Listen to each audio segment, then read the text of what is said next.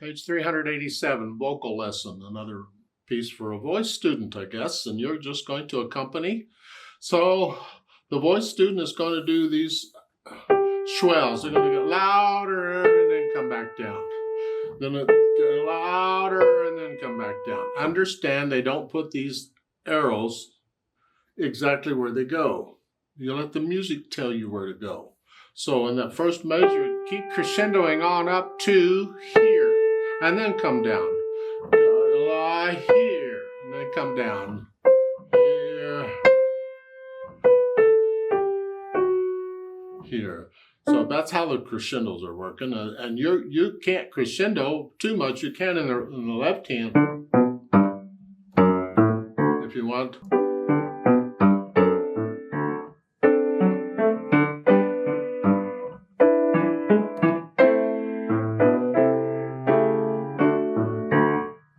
You can crescendo that way if you want. You can't crescendo the right hand. You play the next one a little louder because the vocalist got louder, and then soft, then louder.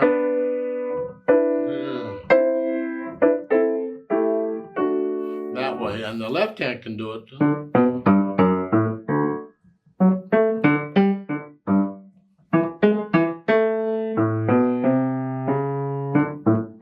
Like so. About the only suggestion I have on this piece. Just be able to play this accompaniment correctly, no hesitations or nothing, because this left hand is moving around. Like in measure 21 at the left hand, it's 1, 4th finger on that, because I'm doing that. Up here.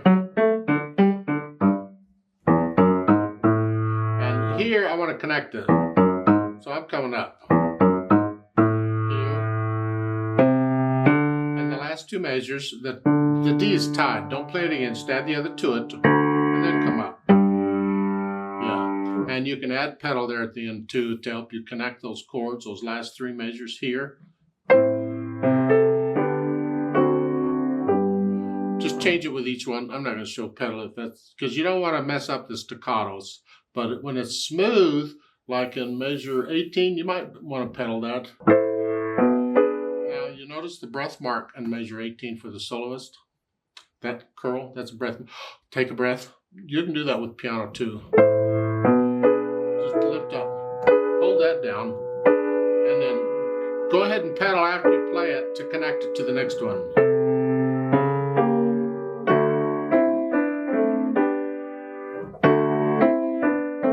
And in measure 19, I'm going to do 3, 5 there because I want to connect these here, and I don't want the pedal. And then